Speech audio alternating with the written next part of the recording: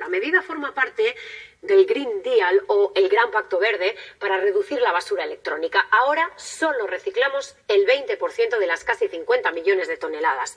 En 3 décadas esa basura electrónica puede alcanzar los 120 millones de toneladas.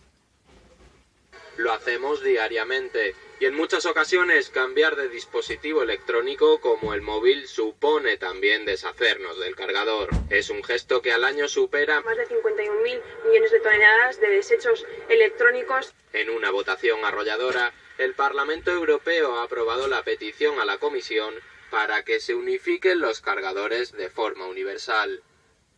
La propuesta lleva mucho tiempo lidiando con las empresas tecnológicas que hasta ahora no se habían puesto manos a la obra. Les ha dado un plazo voluntario de unos 6 años aproximadamente para que se adapten. No lo han hecho y por lo tanto la Comisión Europea lo que tiene que hacer es legislar para poner siempre el foco en la ciudadanía y beneficiar a todos los ciudadanos y los consumidores europeos.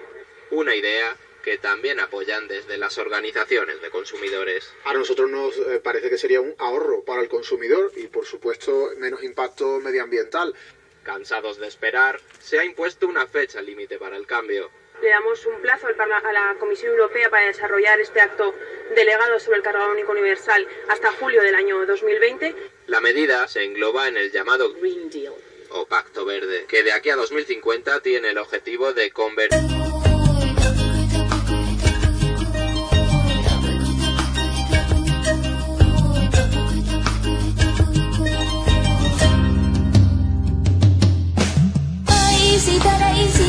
Sita